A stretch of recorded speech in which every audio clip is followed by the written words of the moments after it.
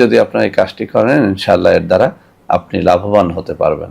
যদি একান্ত কেউ এই সব শর্তাবলী পালন করতে না পারেন বা আপনার তাবিজ লেখার মতো সময় না থাকে, আপনারা আমি একটা নম্বর হাতে তুলে ধরে এই ভিডিওর শেষে দেখিয়ে দেব, সেখানে যোগাযোগ করেও সরাসরি আমার সাথে দেখা সাক্ষাৎ করে আমাদের মাধ্যমেও তাবিজটি করিয়ে নিতে পারবেন।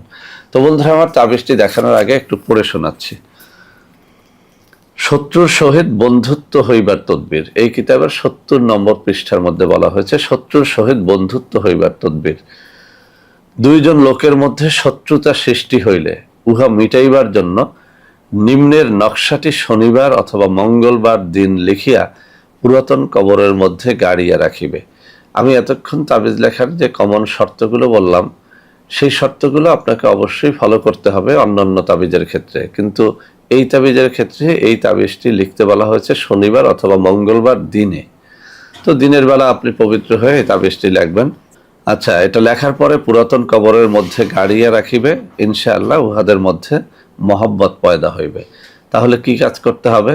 এই তাবিজটা শনিবার বা মঙ্গলবার লিখতে হবে, লেখার পরে এটা পুরাতন কবরের মধ্যে গাড়িয়া দিতে হবে।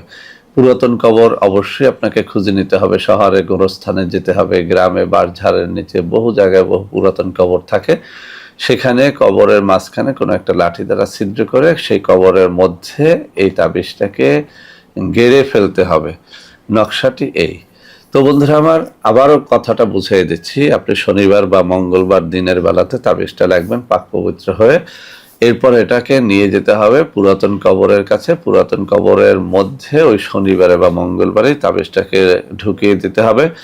তাবিজটা একেবারে সহজ। এই যে আমার ডান হাত দেখতে পাচ্ছেন, এই ডান হাত বরাবর নকশাটি রয়েছে।